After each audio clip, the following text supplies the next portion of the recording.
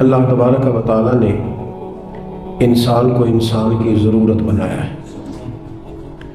انسان کو انسان سے وابستہ کیا ہے، اور اس کو یہ حکم دیا ہے کہ اگر کچھ لوگ تیرے ماتحت ہوں، تیرے زیر دست ہوں،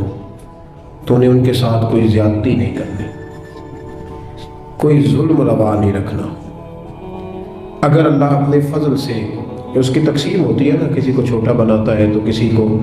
بڑا بناتا ہے، کسی کو مالدار بناتا ہے، کسی کو غریب بناتا ہے، یہ اس کی حکمت کے تقاضے ہوتے ہیں۔ فرمایا کہ اگر تجھے میں صاحب اختیار کروں یا صاحب اقتدار کروں، یا میں اپنی حکمت کے تقاضوں کے تحت کسی جگہ تجھے کسی پر کوئی فوقیت یا کوئی قبضہ عطا کروں، تو نے ظلم سے بچنا ہے، کسی کے ساتھ کوئی زیادتی نہیں کرنی۔ اسلام اس قدر زیادہ اس بات کو ناپسند کرتا ہے، تکلیف دینے کو، ظلم کرنے کو، کہ نبی کریم علیہ السلام نے فرمایا کہ اگر تمہارے پاس کوئی شخص سویا ہوا ہو،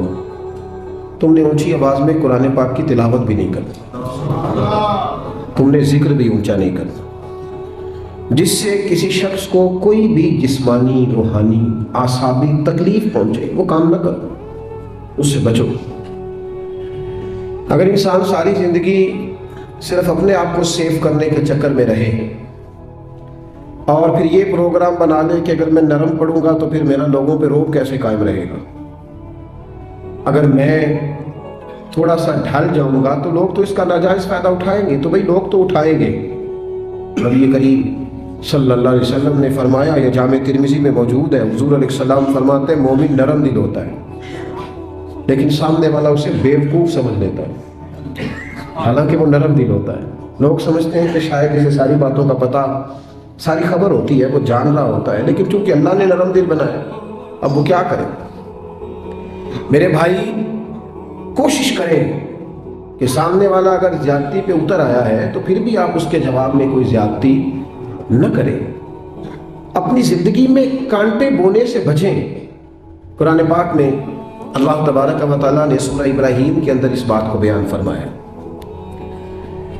دنیا میں لوگ ظلم ہوتا دیکھتے ہیں تو پھر ساتھ یہ کہتے ہیں کہ جی یہاں کچھ نہیں ہو سکتا، یہاں کیسے انصاف ہوگا، معاذ اللہ تعالیٰ، یہاں تو ہر فائل داخل دفتر ہو جاتی ہے،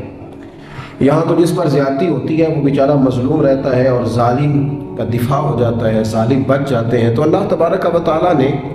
ہمارے اس سارے سوالوں کا جواب مختصر جملوں میں ارشاد فرما دیا، مختصر جملوں میں فرمایا، وَلَا تَحْسَبَنَّ اللَّهَ غَافِلًا عَمَّا يَعْمَلُ الظَّالِمُونَ۔ فرمایا یہ سوچنا بھی نہ، یہ گمان بھی نہ کرنا کہ اللہ ظالموں کے کاموں سے بے خبر ہے، یہ گمان بھی نہ کرنا، سوچنا بھی نہ، تمہارے عاشیہ خیال میں بھی یہ بات نہ آئے کہ اللہ ظالموں کے کاموں سے، ہاں انما یؤخرہم، اللہ انہیں تھوڑی مہلت دے رہا ہے، لیوم تشخص فیہ الابصار، اس دن کے لیے جس دن آنکھیں کھلی کی کھلی رہ جائیں،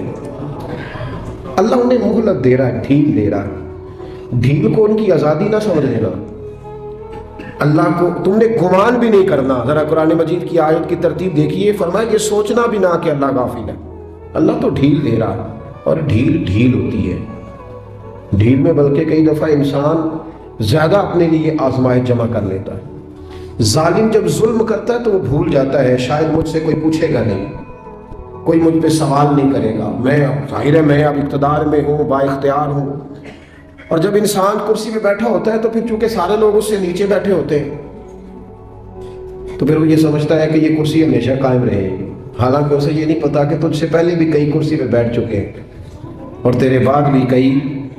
بیٹھیں گے۔ بھول جاتا ہے آدمی۔